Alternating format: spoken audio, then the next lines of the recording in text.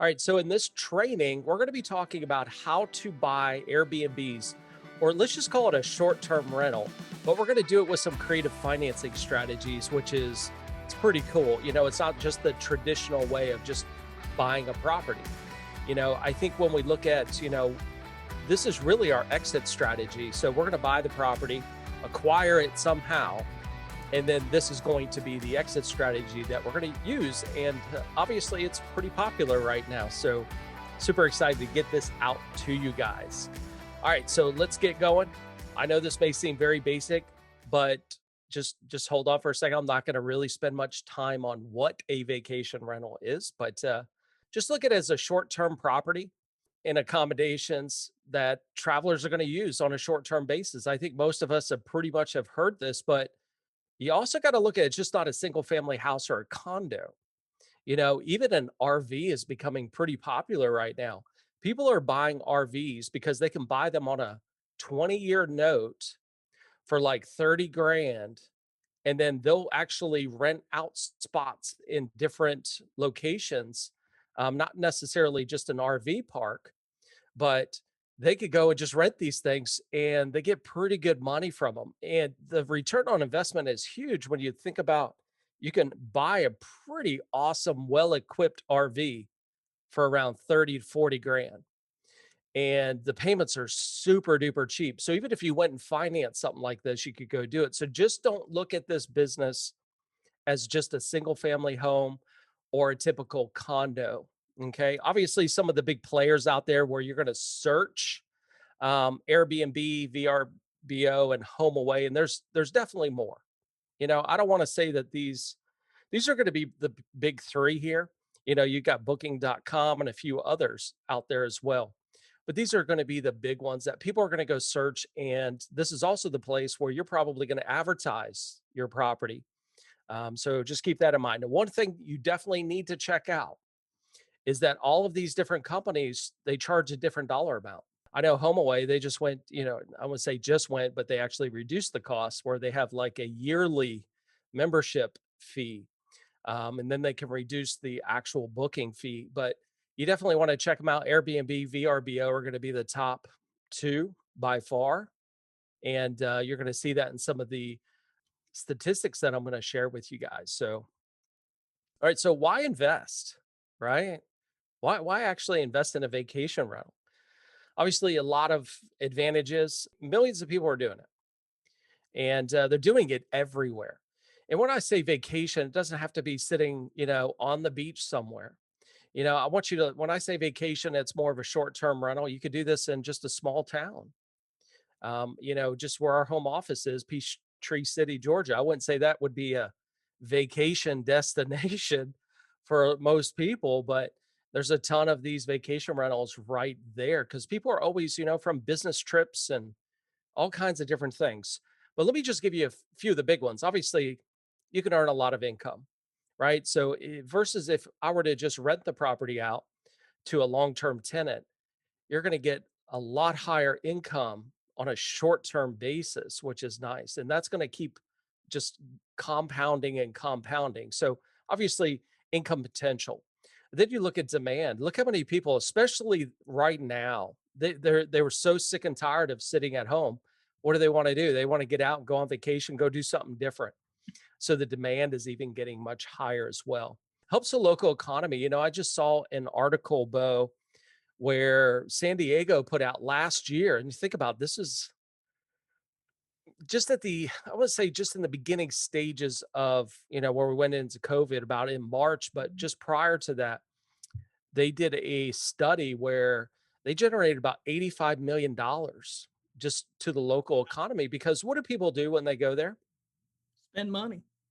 They spend money. They go out to dinner. They go grocery shopping. They put gas in the vehicles. I mean, there's so much money that is brought into these local economies. Now, I hear, a lot of people in the neighborhoods are like, stay away from my neighborhood. They don't want people coming and going all the time.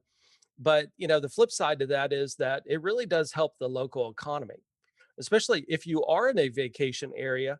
I mean, their economy is almost dependent on you spending all this money. And I think everybody actually came down to my area this past week, it feels like. Hey, Destin is the place to go, right? I hear it. Um, Say goodbye to evictions. You think about where you would have a tenant in there long term, and if they stop paying you, you got to go through this process. And as you've seen, where those have been on hold, those are being relieved now, but you don't have to go through this whole long eviction process, which is nice. You get paid up front in almost every case. And, obviously people that pay rent pay up front, but usually there's leeway, 5 days. And then if you don't pay me, then, there's this penalty and so forth. They can't even get into the property without paying. So that's always good. And general maintenance is lower. Now, I want you to think of this, if you're a tenant that is going to rent a property, I'll just pick one small thing and then you can just let your imagination run free is you're probably going to hang some pictures. So you're probably going to get a nail and a hammer and you're going to start putting holes in the wall because you want your personal pictures. That's not going to happen in these types of properties because they're already furnished, ready to go. They're not bringing in their own furnishings for the property. So these are just some of the big ones. There's definitely more, but this is good for me. So where do you invest? That's always a great question. The first thing that I do want to disclose to you guys is you have to check your local and state laws as well as any kind of required documentation you may need because there's certain areas that aren't going to allow you to do this. Okay, it's a small number of areas, but you need to research your own local area. But at the end of the day, that should not stop you from actually doing this business. Just because you live in New York City doesn't mean that you can't buy one of these properties in Florida, right? It's going to be a lot cheaper too, if you think of it that way.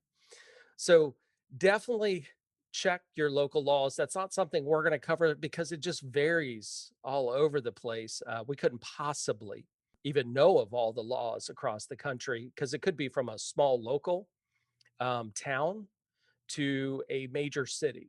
So you definitely want to check that out. This is a really cool resource that I definitely wanted to share with you guys.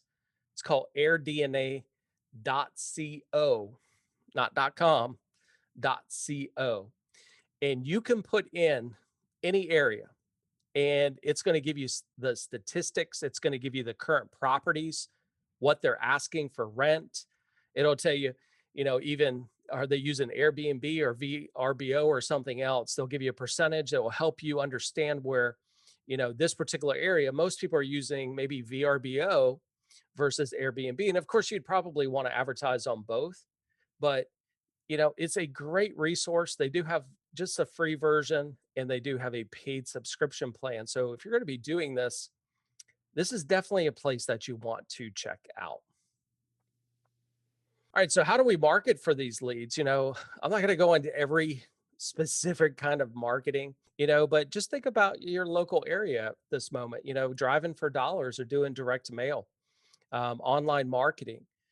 I think there's so many different ways to market for a property. And, how do we do that? I can tell you how we do it. Obviously, we go into Lead Pro or REI Pro and our lead generation, used to calling it Lead Pro. And I'm going to search for vacant and absentee owners. And what I love about the absentee owners is it's somebody that owns a property in that location, but they don't live there for whatever reason. Maybe they're renting the property out. Maybe they're using it as a vacation rental. There's so many reasons why somebody would own a property in that location but not live there. And I think those are the things, probably the first starting place I would go. Also, like the vacant side of it. And if you can get the vacant absentee owner, that's even better.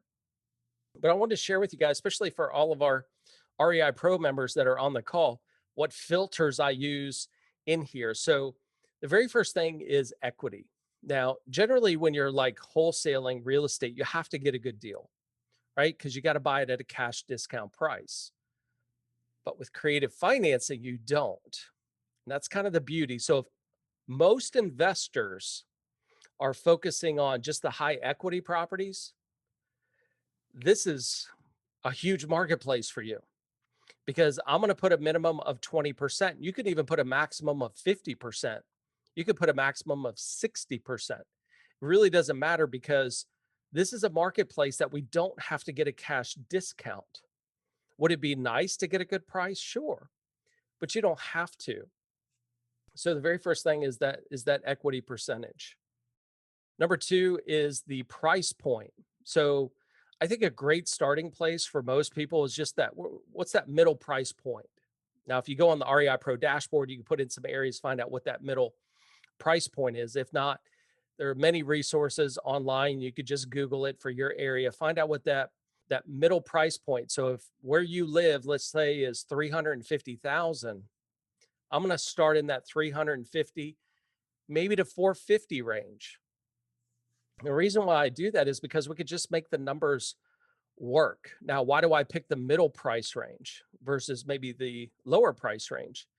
Generally speaking, the middle price range and up are typically going to be nicer properties because at the end of the day, we don't want to buy properties that have a ton of repairs because that's just going to eat up cash. Really want a place that is in fairly good shape, if not great shape. Minimum 2 bedrooms. Now, can you do it with a 1 bedroom? Absolutely. This is just my basic, requirements is I want to have at least 2 bedrooms. Property type, I target single family or condos. That's just what's popular here. It might be something different where you live or where you want to invest and do this. It could be a townhouse, could be an apartment, depending on where you live in the country. It could be a mobile home. It doesn't matter. So you need to find what property types are more common where you live. Last sold date. I want to go a minimum of 3 years. So they've had to have owned the property for at least 3 years. Let me say it that way, because I want somebody that's been established. I know a lot of people, hey, I want to get into real estate. Yeah, let's get into real estate. And the first thing they do is they start renting the property out. And usually by about 3 years, they're going, I don't know if I want to do this anymore. And that's what we call a tired landlord. And those are going to be great people to market. So we look at that absentee owner side of it. This kind of fits it perfectly. Owner type, if you're an REI Pro, I do like to remove any kind of companies. I want to talk to the person that can actually make a decision. I don't want to have to talk to somebody that runs a company that has 20 employees that I got to get through the 20 employees to get to the actual person. So I do like to remove companies. It doesn't mean that you can't work with company owned properties. It's just something that I like to target just that the owner of the property and not a company owned property. So I wanted to share this really cool. And I know when you go back and probably watch the replay on this, hit pause on the screen because this is a really good postcard and especially if you're targeting from a vacation rental standpoint. This is really going to cater the absentee owner. The property still could be vacant, but absentee owner. Um, we're assuming in this case that they're a tired landlord. We don't know for sure, but it doesn't matter if you send out 500 of these, maybe 50 of them are actually landlords. Maybe 10 of them are tired of being a landlord. And I think what we want to do is just get to that one, right? So I'm just going to, and again, you would have some language on the back side of this postcard. But number one, you can put a logo. If you don't have a logo or business logo, don't worry about it. Okay. Obviously, you want to have what I always say, wow factor, right? Something that grabs your attention. And that is, are you tired of TTL? And of course, people have no idea what that means. So I spell it out: tenants, toilets, late payments, right? So this is a pain. If you're a landlord, it's going to remind you that now, why am I renting this house? You're right. I am tired of toilets and late payments and whatever it may be. They may think of 10 other reasons, but this is just kind of introducing a pain of being a landlord. Then we want to hit a bold statement. And when you guys learn these two strategies that I'm getting ready to teach you, This is a bold statement. We could pay up to full price. Investors generally don't ever say that, right? Typical investing is about getting a good price. And that's why a lot of homeowners hate working with investors because they're going to lowball them. This is a great, great way to just boom. Look, we could pay up to full price. We are making a very bold statement right here, and we can. And that's the beauty. And I'm going to show you how to do it here in a second. Of course, learn more and then a call to action. Here I have a website. It doesn't have to be a website, but how are they going to contact you? Make sure that it's easy for people to read. You can use your own color schemes, however you want to do it. You can rearrange this. You could go to, free resources like canva.com and you can literally build one of these. So I would highly recommend get your marketing in place. Now, could you recreate this? Absolutely. I'm giving you all the rights in the world to go ahead and use this design. It's yours. All right. So when you buy a vacation property, we're going to have to furnish it. Obviously, this is going to cost some money to do. I want to give you some resources of where you can go to actually acquire this stuff. Number one, of course, the big Amazon, big chain. Obviously, you can almost find pretty much anything you want on Amazon, right? Another great place, we've used this company numerous times, is House. Overstock, Wayfair, we use a lot as well. I think, a lot of our office equipment, Bo, is from Wayfair, I guess, but you can find some really good stuff. Now, we don't want to spend a ton of money on this. I'm going to show you about what you should be spending here in a second. But I'll give you one last tip because this is probably the best. And it's next door Facebook Marketplace and a new Macari local, and they actually delivered to you. So I want you to check out these different places. Obviously, you want to find the right stuff that caters to that particular style, that property. You don't want to put in stuff that just doesn't look right in the property. And again, we don't want to spend a ton of money. So I'm going to give you just an estimate. It's about 500 to 1,000 per room. Now, when I say those numbers, that's everything. That's sheets, bed, pillows, everything. This is a good starting point for you to be at. Now, again, is this going to be dependent on the type of property, the cost of the property? Absolutely. Right? You got to fit the house, right? You don't want to stay in a $5 million house and feel like, you're in a $100,000 house with the furnishings. Yes, you're going to have to put a little bit more in there, but at the end of the day, you're also going to get a lot more money. So you got to balance that out. All right. So, how do we actually invest in these vacation rentals or what we call short term rentals? Obviously, if you have money, you could go buy it, right? So, I'm just going to write a check and be done with it. And this is not just vacation rentals, this is just real estate in general. You could go this route. The second way is you could get financing, right? So, I could go to a bank, I could get financing. Obviously, you've got hard money lenders, you got private money, you have all different types of money out there, but you could go that direction. I would say the majority of people fit this right here. That's kind of how we're taught, right? If you don't have the money, you go borrow it. I mean, if you think about it, that's the way America works. We all really buy everything almost on credit because people don't have enough cash to buy their own home. They don't have enough cash to go pay cash for a car. Usually you get financing for big purchases. And this is where everybody pretty much fits in. I'm going to tell you this. I'm not going to cover this tonight, but a lot of people, what they're doing is they're going to the homeowner of a property and they're saying, "Hey, I want to rent your property." And then they turn around and sublease the property as a short term rental. Okay. It works, but this is a tough conversation to have with the owner. "Hey, I want to rent your property and then do it this way." Because think about when you rent the property, the homeowner is still responsible for all maintenance costs and repairs unless you put in the rental agreement that you are. So This one's a little tricky, but this is how you would do it with really hardly any money invested. You're still going to need money to furnish the property, though. Okay. But rent is one way.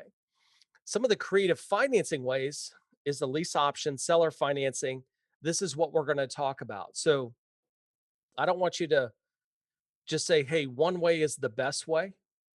I want to give you two alternative ways of buying a property. Because even if you look at traditional financing, you're going to have to put 20% down, right? They're going to limit the amount of properties or the amount of money you can borrow. So at some point, you're going to have to turn the property over. Now, if you have all the money in the world, then you just go pay cash for these things, right? But I want to give you two just creative ways that we can actually buy these properties and turn them around. And our exit strategy is going to be a short term rental, and it's going to be at a good number. All right. So I love what Warren Buffett says here. You can't do what is popular and do well. And it sounds so simple.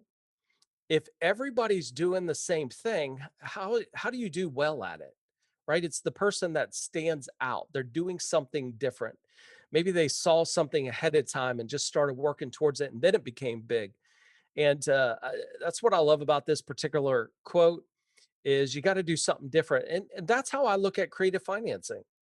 Not many investors actually know how to connect the dots. They don't understand it. They've heard of it, but how do you actually do it? Hopefully, I'm going to be able to shed some light tonight in this training about how to do that. All right, so let's just start with a lease option. It's one of my favorite strategies, by the way. I want to go through just a couple of basics, and I want to actually run through an example, run the numbers, see how we do. So, anytime you hear me say lease option, rent to own, lease purchase, to me, it's all the same. Taking control without taking title. So, you're never actually going to buy the property. So, simply define a lease option is a lease agreement combined with a purchase agreement. Through this lease option, the buyer leases a property, usually 1 to 3 years, and you could go longer, and then has the right or option to purchase the property on or before the end of the agreement. So I want you to look at it this way. We are literally taking a lease agreement. Like if you were going to rent the property out, we're going to add in a purchase agreement, which gives me the right to buy it at a certain price. If you add those two together, you have a lease option agreement. Now, there's a few things that you'll need to add into the agreement, but those of you that are an REI Pro, you have access. We do offer that lease option agreement there. But that's all this is. I don't want you to think of it any more than that. Trust me, it took me a year to figure out this strategy. As soon as I thought I knew it, I messed up something. My very first deal was a lease option on a $450,000 townhouse in Northern Virginia, and I messed up the contract because I didn't know. I thought I knew what I was doing, but I really didn't. So keep it simple. I think so many people overanalyze what this is. So keep it simple. So why a lease option? One thing I love is it's little competition. Not many people really understand how to connect the dots. If I went to somebody, an investor, and said, "Hey, have you heard of a lease op?" "Oh, yeah, yeah, yeah, I've heard of that." "Have you ever done one?" "No, no, I heard those things don't work and buyers never buy." That just tells me they've never done one. They don't really truly understand that strategy. So to me, it's very little competition in here. Passive income. This is probably the one of the only businesses that either you don't have to put money into it. If you just used a lease option strategy for just a normal property and you stayed in the middle, you wouldn't have to technically put money into it. Vacation rental is a little bit different because we need to put some money into certain things, which I'm going to share with you. But this is one of the only businesses that I know that you don't have to put money into it and actually get a return. It's the only one. And it's because what we're doing is we're controlling it without owning it. And that would be a normal lease option. It's going to be a little bit different. I'm going to share with you those details, but just kind of follow me on this. Little money down. With a vacation rental, we're going to have to put a little money down into it. I'm going to show you how to do it. The great thing is you don't have to go to a bank and qualify today to actually start controlling it because keep in mind, you're just leasing it with the option to buy. No credit checks, right? So I'm not going to go have credit checks as I'm not qualifying for a bank loan because I'm not ultimately going to be buying it. No lowball offers. This is the beauty, so if you have 10 wholesalers that go to a pretty decent property, they're all going to be low cash offers because they have to be. That's the strategy. But with lease options, as long as the property's in fairly good shape, it's rentable, as I say, you don't have to throw out a lowball offer. You're just changing the strategy, right? So when you think of investing, don't think you have to always just get in low on the sales price. We could pay up to full price because we don't necessarily make all of our money at the difference between sales price and expenses and what we can get it for. We're actually making what we call terms. And terms is how much down, how much a month, and how long can I do it for? So there's different areas that we can actually profit. I'm going to show you more deals to work. You think about how many investors actually target nicer homes in the middle price range or up and actually can pay up to full price. That's not normal for an investor. That's not normal for any seminar company to teach you, right? This is a completely different strategy. That's why it's again one of my favorites. No landlord headaches because in a general lease option, the person that ultimately is going to be buying the property, they have invested interest in the property. They live there. They take care of it because ultimately in time they're going to be buying it. Large pool of renters. And so when we look at this particular, strategy as far as using a lease option for an Airbnb, there's so many people that would want it. And not just from a rental side of it, but from a lease option point of view. And I'm going to explain a little bit more. You control and not own. So you don't have all of those things that a normal homeowner has to worry about. And that's kind of nice. All right, some of the seller benefits because you may be asking, yeah, why Chris? Sounds great. Everybody sounds great when they talk about this, but what are some of the benefits? Number one, you could pay almost full price. Now, do you want to get a good deal? Of course you do. You want to go a little bit less than the sales price, but what happens if you're working with a homeowner that doesn't have much equity? You might have to pay up to full price. Receive a non-refundable down payment. So we're actually the down payment that we're going to give them is applied to the purchase price when we buy. Now, we probably won't buy it from an Airbnb point of view. We will find somebody to do that. I'm going to show you how, but that is non-refundable. It's not like a security deposit that would be refundable if they took care of the property. So this is theirs to keep. No or little maintenance costs. Generally speaking, when we put in our lease option agreement, is that we will take care of up to $500 in maintenance costs and repairs per occurrence. Anything above that, of course, the owner has to take care of because they own the house. Receive positive cash flow just as much as if they were renting it, because that's pretty much what they're doing. They retain title to the house. They build equity every month, avoid capital gains. There are a lot of people that refuse to sell their house because they can't afford the capital gains at that time, that moment of time. Cover monthly payment. You think about a seller that's in trouble and they can't continually make the payments, could potentially go into foreclosure, ruin their credit 7 to 10 years. So, from a motivated standpoint, just to even get the payment covered would be awesome for some people.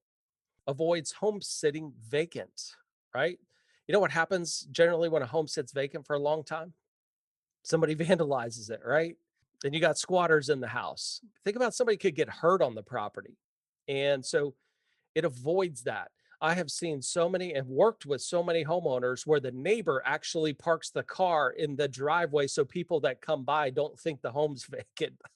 So it was so funny. I drove up to this property one time, pulled into the driveway, and this car pulls up and parks right behind me in the driveway. I'm like, oh, it's not vacant. I was like, okay, I've got to talk good here. I got to figure out what to say here. And the person was really nice. And they said, no, they actually live next door, but they have parked their car there because the owner doesn't want and the neighbor doesn't want the people to think it's vacant because people vandalize and stuff. So, anyways, the person was very helpful, gave me the owner's information. It was pretty awesome. So, solution to selling.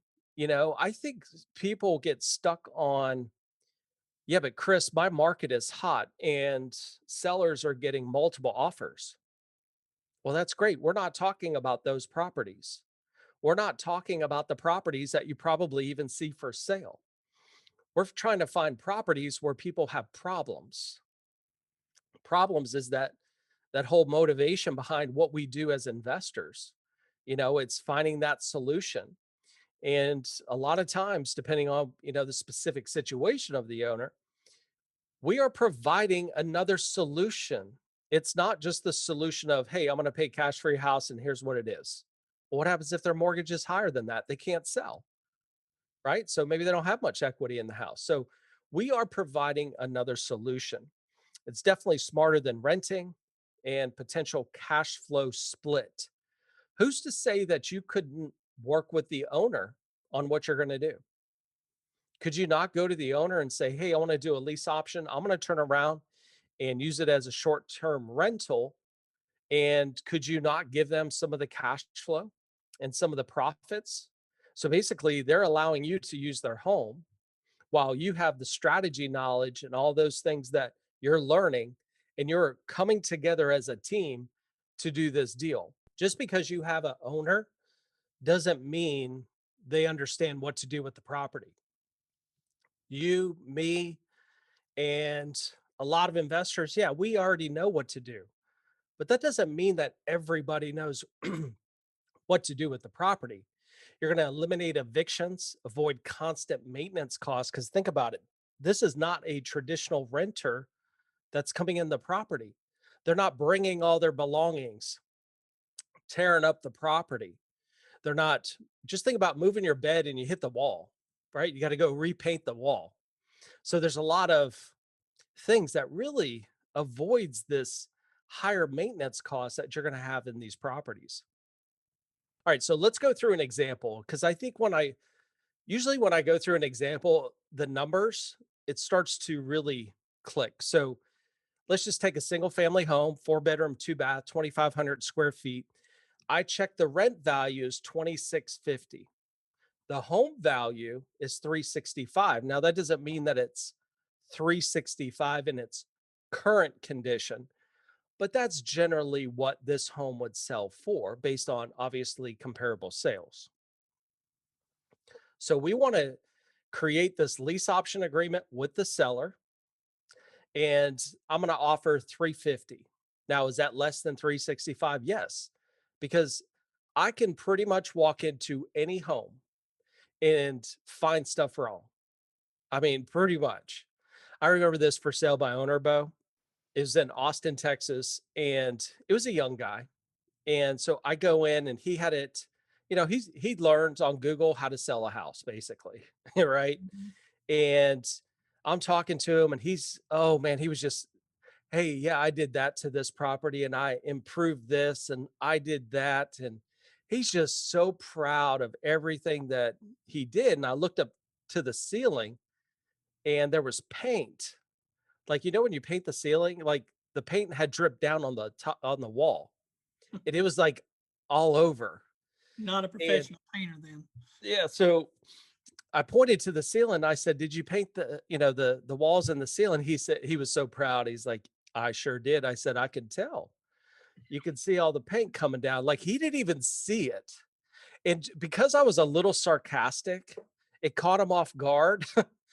And he started looking at it. He's like, he was just kind of embarrassed, I think, that, here he was so proud.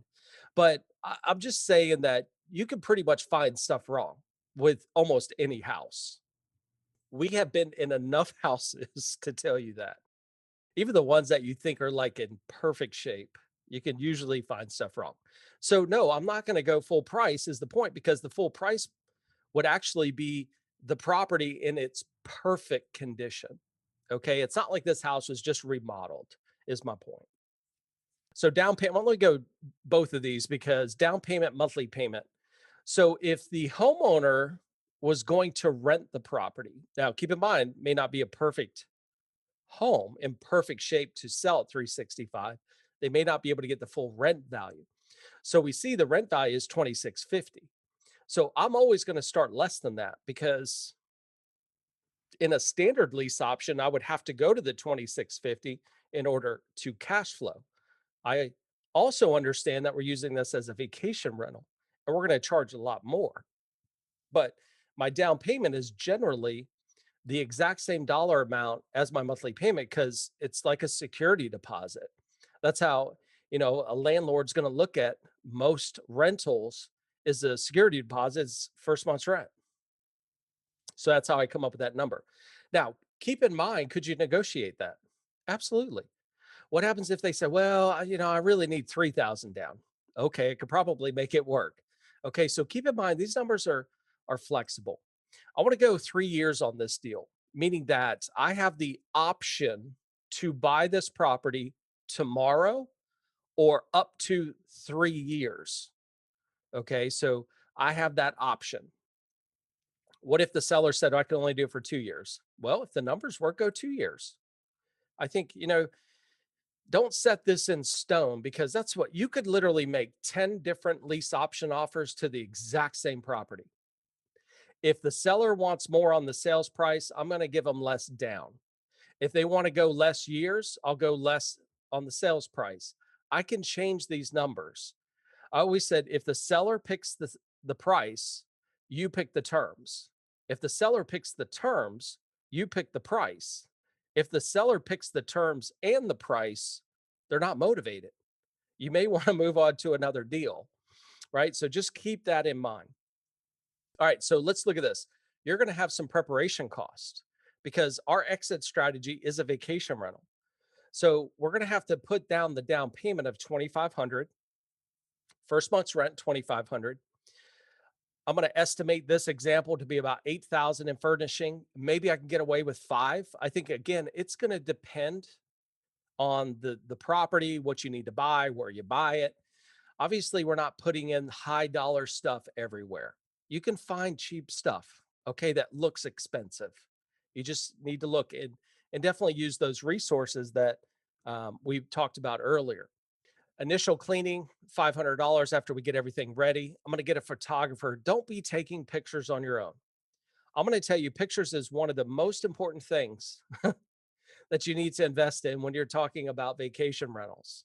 Okay, I get it. The iPhones of the world and all that stuff can take great photos, but it's different.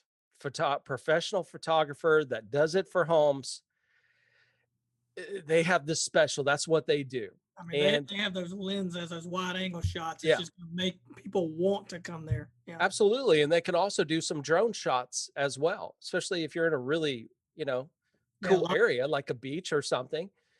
They could even do some drone shots as well. Of course, it may cost you a little bit more money to get that, but the point being is that invest the money. It's not that expensive to get it done. Of course, this price may change depending on where you live in the country, but I'm just trying to give a general number here. Miscellaneous costs, just throw in $500. Again, we want to try to keep these expenses down low because this is actual money that we have to take out of our pocket, put on a credit card.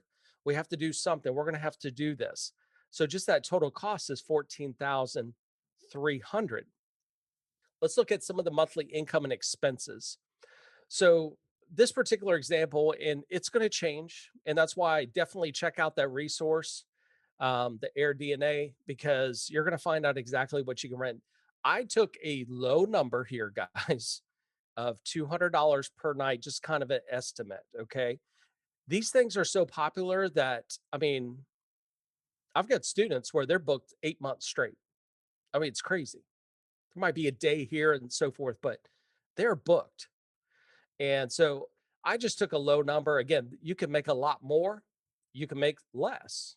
I think it just depends on where it is, the demand for it, where it is, the property type, the all the amenities, things of that nature. There's a lot that goes into it. Hosting fee, I were to put on one of the big ones, cleaning fee, this is per month. Just keep this in mind. This is a good average. Rent to the owner is going to be 2,500. Keep in mind, we're paying rent to the owner each month. Other fees are going to be dependent on your area.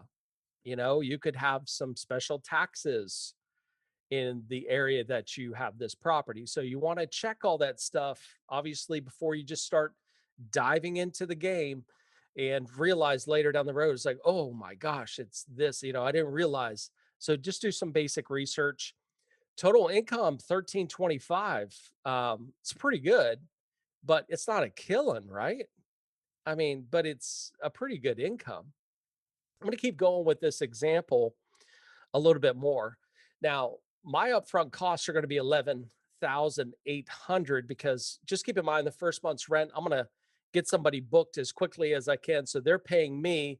I'm just paying the seller that 2,500, which brings my total investment cost down to 11,800. So just some notes here. It would take me in this example 9 months, Bo, just to recuperate the 11,000, because remember, I'm only profiting what, just over 1,300 a month. So think about that. It's going to take me 9 months just to recuperate that particular cost. Keep in mind, we're also paying probably pretty close to full price on this in its current condition. The down payment, keep in mind, is credited to the purchase price. The good thing is you own all the furnishings because you paid for that. And the pictures are really a one-time cost. Unless you dramatically change the property, which in a lease option, you're not going to be able to do because you're leasing it with the option. The seller's not going to want you to tear down walls and reconstruct the whole house with a seller or with a lease option. That's going to be a seller finance. So you don't own the home. Keep this in mind. So you saved a 20% down payment. If I go and buy investment property, just traditionally, I'm going to have to put 20% down and still have this cost because I still got to furnish it. I still got to get pictures. I still got to clean. I got to get it ready. So you are saving a lot of money by doing it this way. Now, don't think that this is going to work on every single property with every single owner.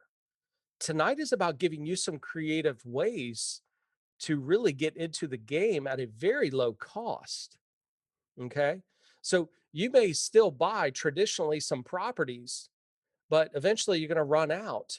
They're not going to be able to, you're going to run out of money. Number one, if you have to keep putting 20% down, unless you just loaded, or the bank's going to cut you off with so many, depending on, the debt that you are carrying. This is a great creative way, just one way, but a great creative way. So here's what I want you to do. I want you to rent it for the first 2 years, short-term vacation rental. And then I want you to actually just lease option it to a buyer that's going to live there, right? Because remember, we only have 3 years with the seller. So that's coming to an end at 3 years. So now, could I technically buy it? Absolutely. I have the option to buy it. So I could go do that. But if you don't want to buy the property, you would want to lease option it out to the new buyer. So just to kind of remind you here, of our terms with the actual seller. One thing, if some of you on here are familiar with lease options, I do not have a monthly credit in my example because I don't want to confuse people that have never seen this before. But you could actually have a monthly credit in here, which would be credited to the purchase price every time I pay the seller on time every month. So that could happen. I'm leaving it out of the example. Now we're going to put this property up for somebody to actually live in the property the third year. They're going to get qualified for a bank loan and ultimately cash everybody out, including the seller, and take ownership of the property. So we're going to set a price at 370. Now, keep in mind, we probably improve the value of the property, just even the cleaning and the furnishings. You could sell the furnishings with the property if you wanted to. Otherwise, it would be a great staging for you to sell the property or get a buyer in here for the property. So if the value 2 years ago was 365, only bumped it up to 370. Okay. I'm going to ask for 12,000 down. Now, keep in mind, this will be applied to the buyer's purchase price. And this is less than, I think that's even less than 3.5%, even a FHA loan. So this is actually going to be cheaper to get into the property starting off. Now, keep in mind, this particular buyer that we're looking for, they either don't have enough cash saved up for a down payment, or their credit is not good enough to actually qualify for the loan. So, what we like to do is to connect that particular buyer with our mortgage guy, and our mortgage guy will kind of paint a roadmap of what they need to do within the next 12 months to get qualified. And I'm going to tell you, y- you don't have to have stunning credit anymore to buy a property. Okay. So it doesn't have to be perfect credit. Now, we're not looking for somebody that, you know, has a super low credit score that would never qualify within the 12 months. So they have to be close. Okay. So not everybody is, people go through life, as I say, and sometimes our credit gets dinged, for whatever reason. It was just our path, and things went wrong. Things went the wrong way. You got a divorce. I mean, something happened. And, but you can rebound from that fairly quickly. Those are the people that we want to work with. Those are the people that truly want to buy. They're going to take care of the property and get them on that road to home ownership again. Monthly payment. Now, I do not raise the monthly payment amount over the actual value of the rental amount. I hear people, it's like, well, if it rents for 2650, we're going to rent it to them for 2800. I'm like, it doesn't make any sense. I mean, it really doesn't. I mean, you'd have to have a very unique house to justify, charging a little bit more. And some people do, don't get me wrong. You might be the only one with a swimming pool and you could charge more, right?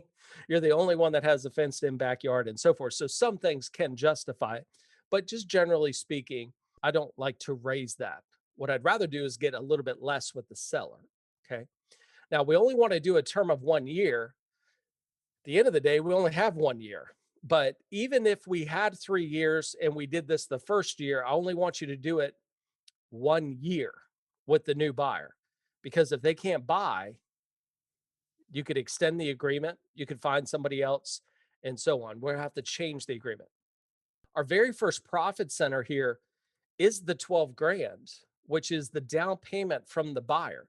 Remember, we've already paid the seller the down payment of the 2,500. Okay. So whatever this new buyer puts down, that's ours to keep. Now, keep in mind that is credited to the purchase price. Our second profit center, which isn't much, is $150 per month. And that is the difference between the rent. So we're getting 2,650. We're paying the owner 2,500. We're going to cash flow $150 per month. And then the third profit center is the difference in sales price. Now, I know when you quickly look at this, it looks like it's 20 grand, right? 370, 350, but you have to keep in mind that the down payments are credited. So if you look at the new buyer, they're buying it for 370 minus 12. That's a different number, right? What's that? 358.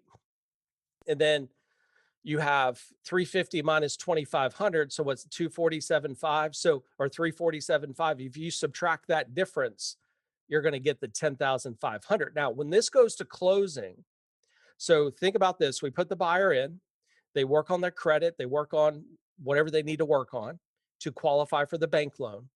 When this goes to closing, okay, generally it's going to be what we call a double close. So I'm literally going to go into one room with the seller, sign the paperwork as though I'm buying it, even though I'm not, and I'm not bringing any money to the table. Then I go into a separate room with the new buyer where they are bringing in all the money. Okay. Now, the title company or closing attorney already knows what's going on. They know how to arrange all this. It's technically not going to be closed, officially closed, until all the paperwork signed and the money sitting there. Okay. So we will have some closing costs that will technically come out of that 10.5. And that closing cost will be dependent on where you live in the country. In Texas is a lot different than Georgia. I can tell you that. So just really depends on where you live. So let's look at this whole summary. So the first year, paying back our debt, keep that in mind, we only made $4,100. Not a lot of money, right? But we're controlling the property. We didn't have to go to the bank, put 20% down. So remember, we're profiting, what was it, 1325 per month. If you were to multiply that, comes out to 15.9 minus our upfront expenses of 11.8. Second year, we pretty much get full income. Maybe you miss a day or miss a week here and there, but if everything went perfect in a perfect world, it would be 15,900. And then remember the third year, we're actually cashing, or the buyers, new buyers cashing everybody out. We're going to make money through that process as well, which is 24,000. Now, the total profit on this 44,300. Now, some people might say, well, that Chris, that's not a lot of money. But at this particular point, do you have any more money invested in this property? I mean, everything was paid off right in the beginning, right? So you made money on a property you don't even own. You have very little money invested, which you got immediately back as soon as you started renting this out. And then you really turned it into a pretty awesome, I want to call it an asset, right? Because it's putting money in your pocket. That's kind of the goal of what we're talking about. Now, could this change? Absolutely. Every single deal changes, every number changes. You could make twice as much of this depending on the property. Okay. You could make less than this depending on how the deal is structured. And that's really what it all boils down to. But keep in mind, did we not pay the seller almost full price? Even though we're doing it 3 years later, we're still paying them about that value. Okay. Now, if you did 10 deals, just identical to this one, which probably would not be possible to do the exact same kind of deal. But if you did, you just multiply everything by 10. I mean, that's $443,000 in 3 years, give or take. I mean, most people couldn't even save 443,000 in 30 years. That's the power of this particular strategy. I always say like one McDonald's doesn't make you rich, but when you own 30 of them, that's pretty good, right? So it's the quantity. And trust me, you're not just going to go do it one time. You're going to want to do it multiple times and keep going. And that's real estate. And the great thing, the best thing about real estate, they don't make any more land. Like that's it, right? So real estate isn't going to go anywhere. And that's the beauty of it. But the problems that people have, problem ownerships will always, always continue because nobody ever gets through life perfectly. We all go through problems. We all have them. And that's our market in most cases. All right, let's jump into seller finance. This is really going to shift gears here, Bo. But this is a pretty awesome strategy. And we got to kind of erase lease options for a second because I want you to think of seller or owner finance the same thing. Is you are going to own the property, period. You're not leasing it with the option to buy. You are actually going to own it. The difference is instead of going to a bank, begging for a loan, running a credit check, putting down 20%, okay, you're going to get the owner to actually finance it. And what I mean by that is it's simple paperwork. I, Chris Goff, promise to pay the owner this much for the property, this much down at this interest rate for a total period of time of this. And that's a seller finance at the end of the day. It's one of the most profitable strategies there is in real estate. Okay, so if we can acquire real estate by not going to the bank, that's a home run. Now, will that fit every owner's situation? No, it doesn't have to. You're not going to be buying thousands of these. If you own 10 of these, you're doing really well.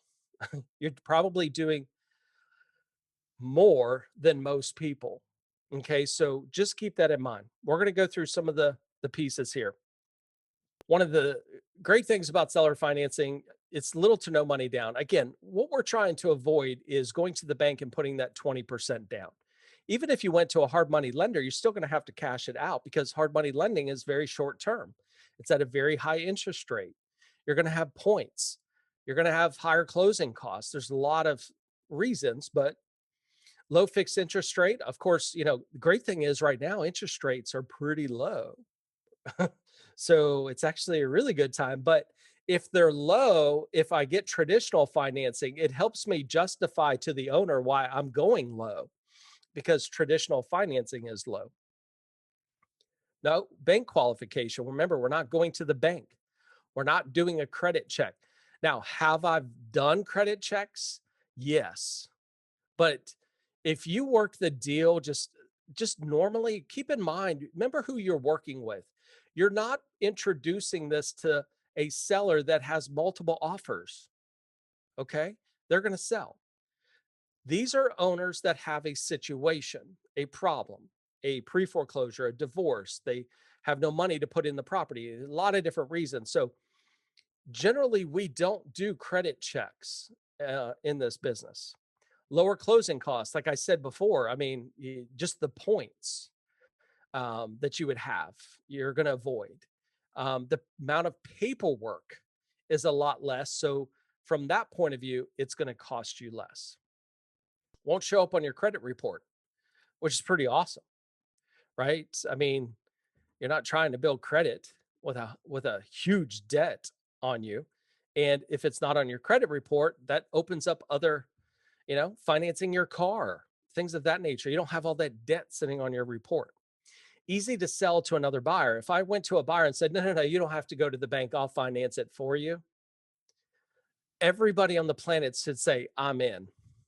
I mean, if you don't have to go through that, now that's not the real world, right? But it is a small sliver of what we do. And the great thing is that small sliver makes billions of dollars every year. That's all I need to know. All right, some of the strategies. Now, I'm going to tell you, I need to do a presentation on this one screen because a lot of people really don't understand that there are a lot of seller financing strategies. Um, but I don't know if I've even shown you some of these strategies, but the very first one is what we call a simple assumption. This is probably plain Jane seller finance where you're taking over. Then we have the seller take back. Most of you are probably familiar with what's called a wraparound mortgage. This particular seller financing strategy would be used if there's existing financing on the property. This would be the most common one. Another really great one is called split funding. Seller take back just in itself. Subordination. I think I made this one up years ago. I can't remember. The Friends cash flow system. This is a really cool strategy, by the way. That's what I'm saying. I think I need to do a video, just a training just on what these are. And this one is awesome. I've used this for a boat, substitution of collateral. I got the owner to not put the debt on the house. So when we do a seller finance, they're the lien holder, right? Just as much as if you went to the bank would be the lien holder. Well, the owner is the bank. Instead of the owner putting, the lien on the property, I had them put a lien on a boat. That was, I know a lot of people are like, yeah, whatever. No, it doesn't work all the time. No, right? But it's there. So why did I do that? Because it freed up, I could go get financing on that particular property, which I would then technically overfinance it because I would use borrowed money to purchase more properties because there's no taxes on borrowed money, which then allowed me to buy more properties. It was the smartest thing. And the overfinanced debt with the bank and the owner, my payment was higher on here, but I bought more property to justify it and then made even more money with appreciation, tenants paying down debt, blah, blah, blah. So it's a cool strategy, but we're not going to get into that. And then contract for deed, what we actually call is what's a land contract as well. So there's a lot of different ones, but we're going to talk about the most popular one because most people you're going to talk to, they're going to have a mortgage, right? So let's just talk about it. So wraparound mortgage is literally a new mortgage that's wrapped around the existing mortgage. So keep in mind the seller has a mortgage, okay, right here.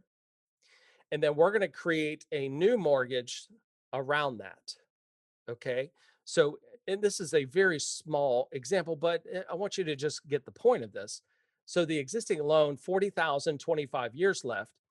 We're going to create a new wraparound loan for 60, but the total price was 70. So in this example, I put down 10 grand at a very high interest rate for the remainder of the 25 years, which I would pay the home off at that particular moment of time. So what we're doing is just literally creating a new note around the existing. A lot of people have heard this subject twos. It's technically called subject to existing financing. There's no number two in subject twos, what you see online a lot, which is absolutely crazy. This is a statement that goes in a wraparound agreement. That's it. This subject to is not a strategy. It is a statement that goes in a wraparound agreement because the owner has an existing mortgage. And the definition of this, when transferring title to a property encumbered by a mortgage lien, because there's already an existing lien, without paying it off, you're assuming the note, the buyer is taking it subject to any existing financing. This is in line 203 of every HUD 1 settlement statement. Okay. You are basically saying that you promise to continually pay on that existing. So not only do you have, this new agreement, that total payment is also should be paying the existing as well. You don't want the homeowner or what we'll call the bank to take your money and not pay the original debt down. That is one reason why we rarely ever make payments to the owner. We actually can make it to the actual bank. Okay. That's the whole point. So you may have heard of what's called the due on sale clause. So after 1989, all mortgages had what's called a due on sale clause, which basically is a paragraph in the mortgage or deed of trust that basically gives the lender the power to call the loan due if the deed was actually transferred out of the borrower's name. Okay. So keep in mind, we're going to own the property. We're going to have the owner deed us the property. We would then technically break what's called the due on sale clause. Now, will the lender ever call it due? Usually, no. It's very rare. Lender will call loan if payments are current. However, it is possible. But just keep in mind that most lenders hire a third party processing company to handle the payments today. And they don't want to cause a foreclosure if the payments are current, right? Because then it's going to be a liability. A lot of people don't know if a bank takes the property back, they can't loan out three times the amount of that property or that loan value in credit cards, personal loans, car loans, becomes a huge liability for the bank. I have and know 7 attorneys. Not one of them has ever dealt with this. Has it happened? Yes. But what is our end goal, right? We're going to owner finance it. What's worst case scenario? Let's say the lender called the loan due. Well, if the deed is in my name, could I not just go refinance it right away? If the lender calls the loan due, could I not just sell the property right away? You have options. It's not like this happens overnight, even if it happened, which most likely it wouldn't, but I have to make you aware of it. Let's get back to the example. Seller's current mortgage balance left is 278.5. Okay. Years left, 15 years, taxes and insurance 308. And I'm kind of using the same example in the lease option. So when you watch this again, just go back so you can kind of see how these numbers compare. So taxes and insurance, of course, they would be paying it. So their total payments, 1525.15. What we want to do is actually structure this. So remember in the lease option, where we offered 350 on a lease option on a seller finance as far as the purchase price, I always want to go less. So here's my general rule of thumb. If you offer a lease option, the sales price would be the highest. If you offered a seller finance, it would be just lower than that. If you offered a cash offer, it would be lower than this. Is it okay to make all three offers? Absolutely. So, but let's get back to seller finance. Down payment, you're going to have to put a little bit more down. Okay. In this case, I'm going to try to get away with 5 grand. Keep in mind of who we're working with. I know a lot of people, Bo, would sit there and, as they're listening to this, say, well, I would never do that. That's because you're probably don't have the problems that these people have, right? Like they lost their job and they can't afford it. I mean, so keep in mind, I always want you to keep that in the back of your mind of who we're dealing with. We don't rarely deal with what you see online. We don't rarely deal with properties that are listed at full price and online or listed with a realtor at full price. That would be very rare in this seller finance strategy that we would even do this. You can, but it would be rare. We're going to go at 3% interest for a term of what we call 5 years. Now, you're going to need a mortgage calculator. So if you're an REI Pro, you can go to the Business Center, pull up that, or you go into step 4 of any property, go to the seller finance offer section. And what we have to do is amortize this. So what I do is for every seller finance offer, I'm pretty confident I've done for every offer that I've done, is that I'll amortize it over 30 years, but the seller's never going to want to wait 30 years to get all their money. So what I'll put in is a 5-year term. We call it a balloon payment.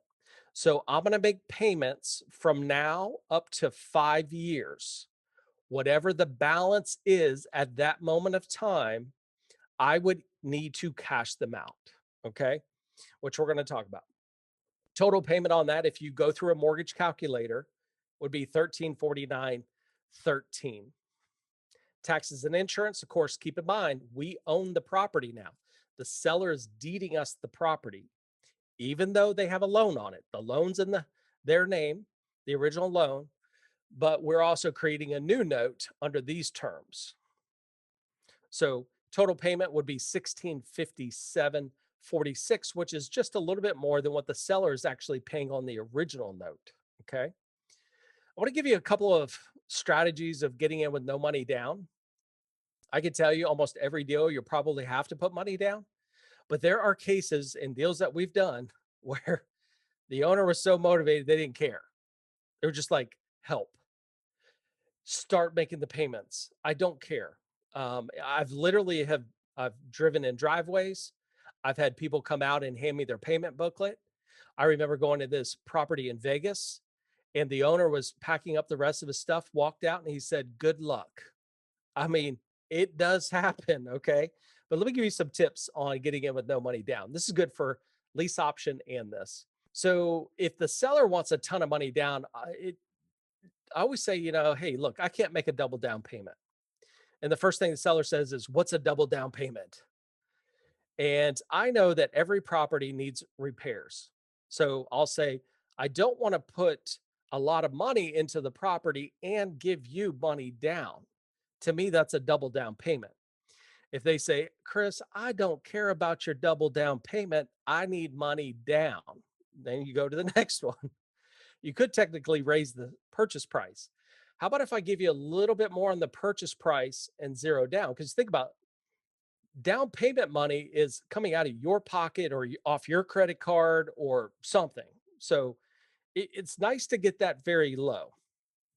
You could provide a testimonial because why do people, there's only 2 reasons people want money down. The first reason is they want you to have invested interest and they need money, right? And usually the second reason is because they don't trust you. If you can handle yourself in building the relationship from the beginning, I'm pretty confident that I'll build the trust before making the offer. So I know I've got to eliminate that, but some people are still going to want money down, right? What about if you offered the first 3 months payment up front and no money down? Because when you start renting the property out, you're going to get that back anyways. Okay. So maybe that will work. So there's just a couple of ways, but I can tell you in most cases, you're going to have to put some money down.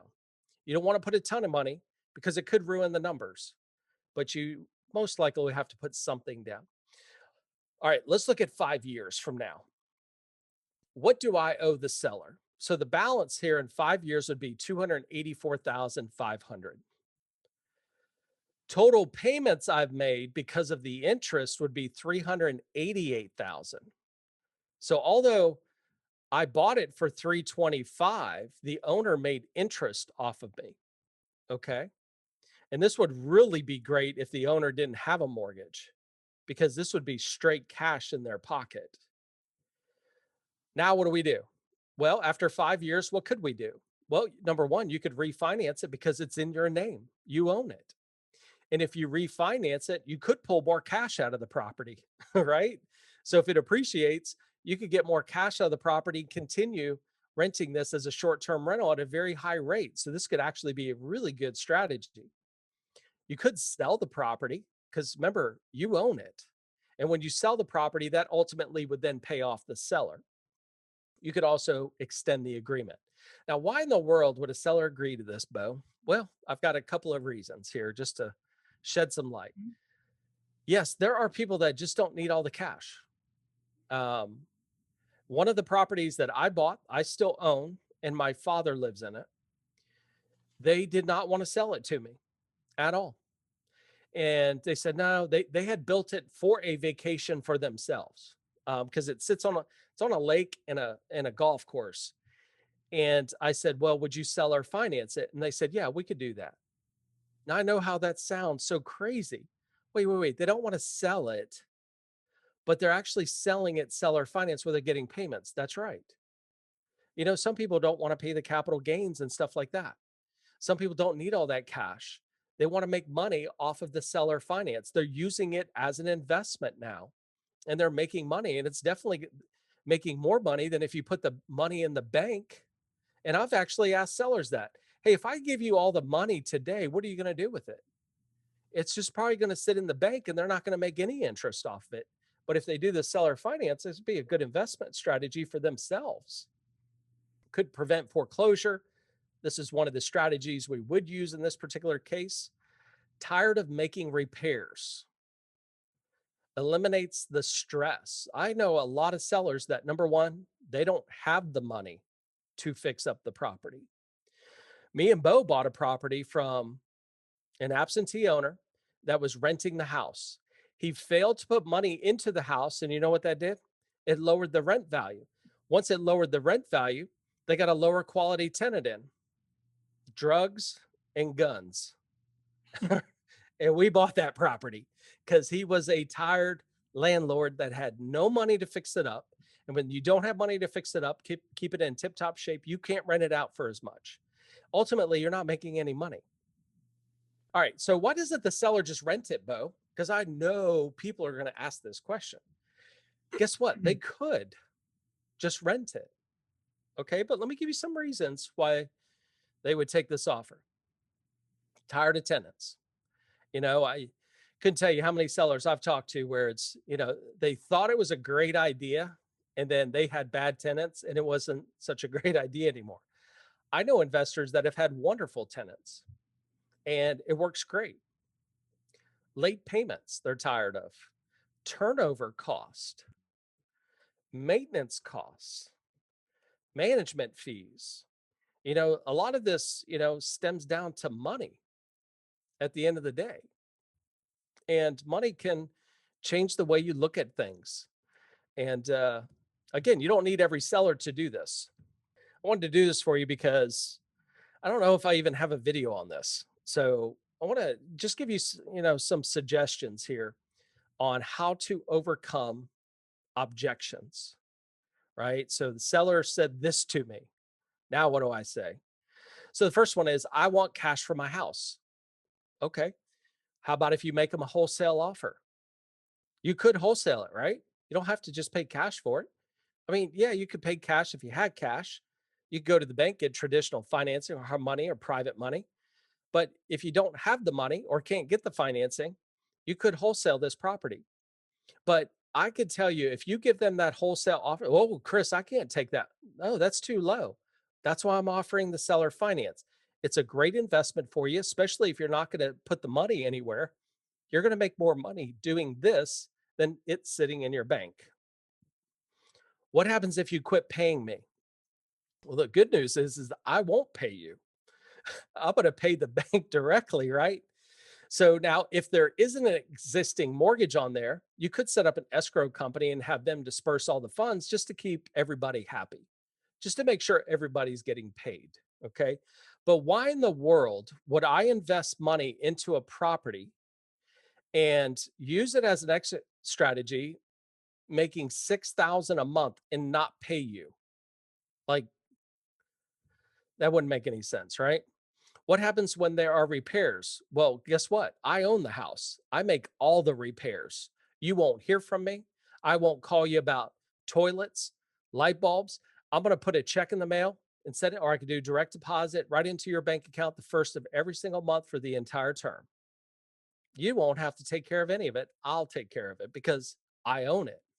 I don't know you. I want money down. Well, I gave you some reasons, or ways to get in with no money. So I won't cover that. But what happens with the taxes and insurance? Well, I own the property. I pay the taxes and insurance.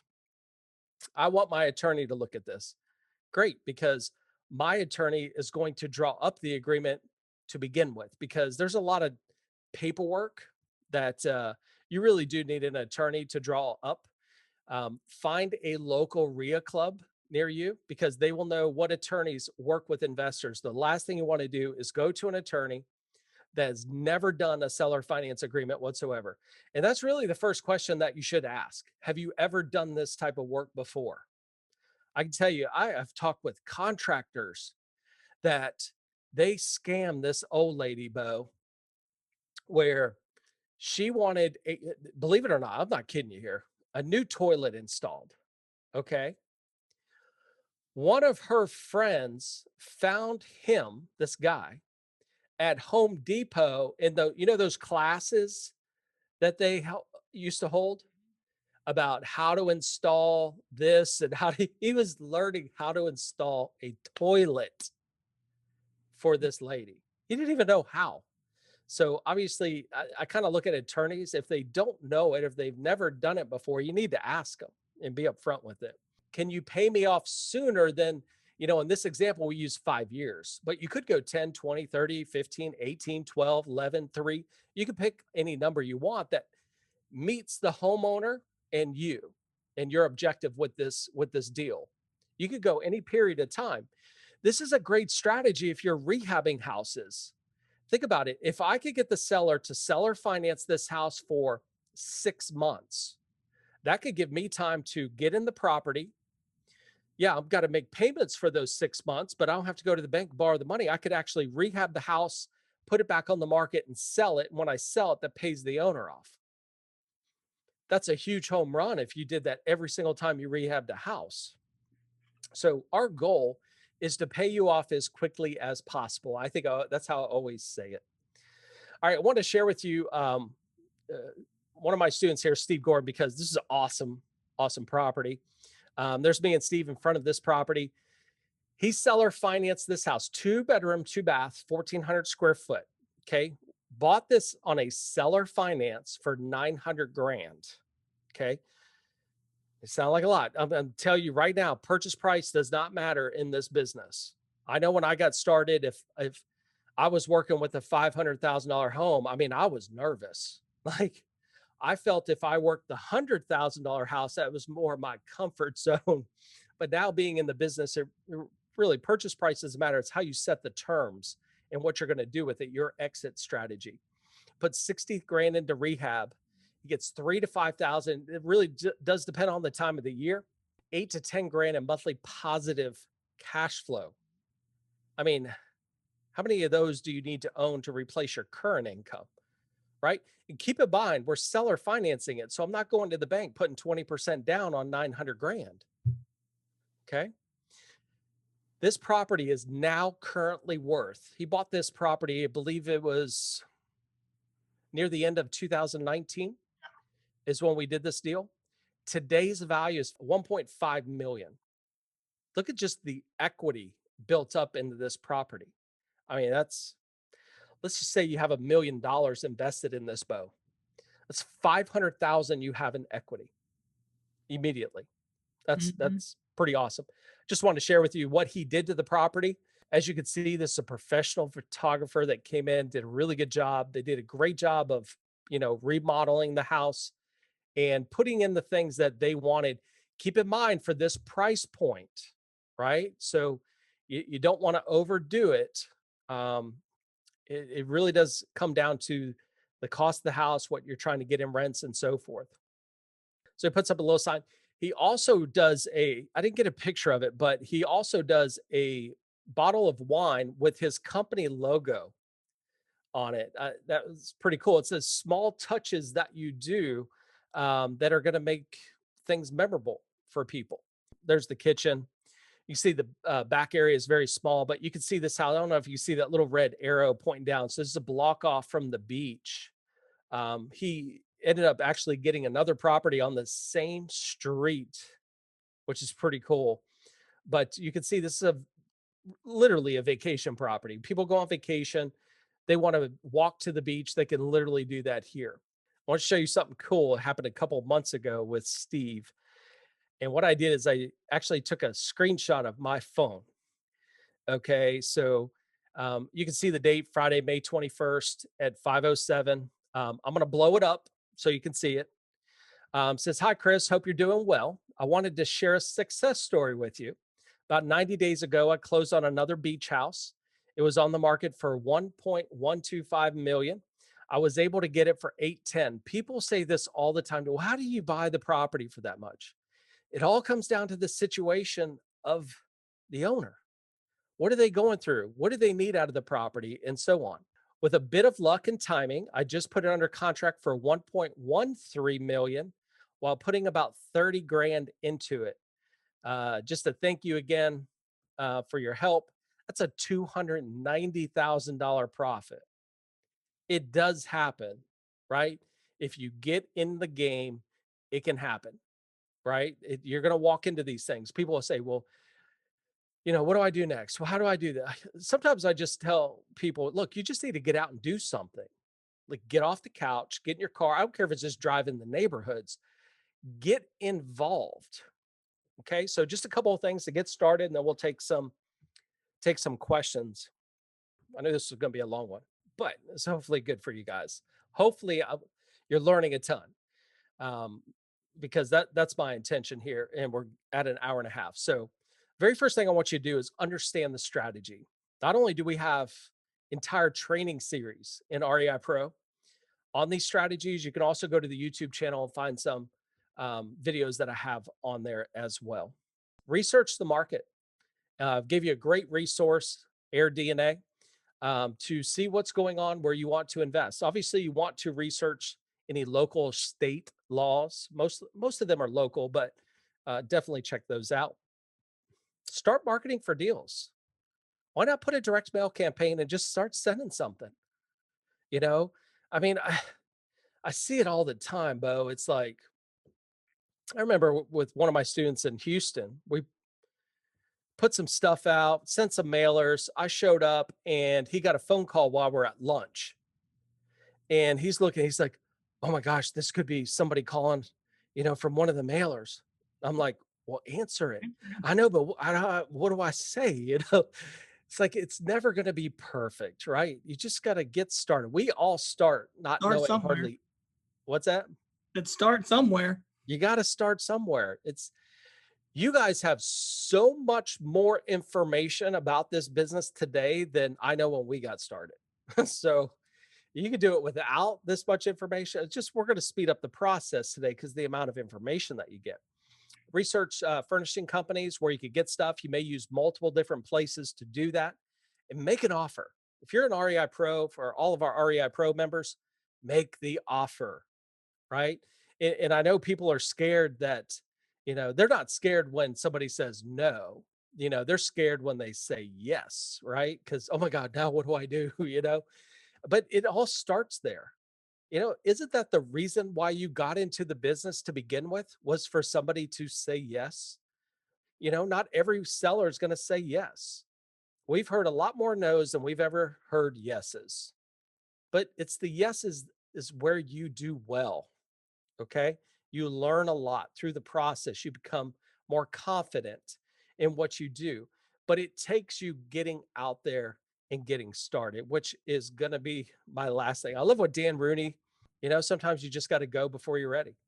And I love that. I just, because when are we ever prepared for what's coming? I mean, I think Nobody that's is. I don't true think in a lot we're of never, walks of life, right? I mean, it's pretty much everything we do. You're never actually prepared 100%. Sometimes you just got to go before you're ready. And I'm going to end it on that. It's interesting that you went over those two strategies, the lease option and seller finance, because, I would be a testament straight up of why would a seller do it? I've got an active deal right now where I did a combination of the two of those because I simply 10 years ago, I just didn't need the money, didn't want to sell. I didn't want to completely sell the house.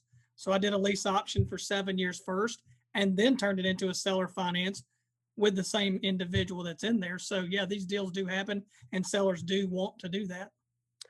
I bought this bank-owned property one time on Hunters Creek in College Station, Texas.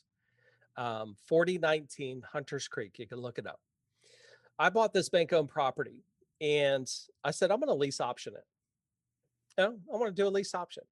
I lease optioned it to an attorney because they didn't have the credit. And at that time, I didn't do a year. I did 3 years, which now I know better, but whatever. And she called me close to the 3 years and she said, Hey, Chris. I was like, Hey. And she goes, Oh, I've got some really bad news. And I'm like, what happened to the property? I'm thinking of everything that could go wrong, just went wrong with the house or something. She goes, No, I actually am getting a job transfer to Houston. And unfortunately, I feel really bad that I'm not going to be able to buy your property. And I was just like relieved, like, okay, like that doesn't Didn't bother burn me. down. I then said, okay, what am I going to do with the property? So I turned around and seller financed it to a real estate broker because him and his wife did not have perfect credit at that time. They did eventually cash me out. I think it was like 8 months or something. It was pretty quick. They cashed me out, went to the bank, and you move on. Thanks for watching. And if you learned something valuable in this training, please give us a thumbs up. If you have a comment or a question, I'd be happy to answer it.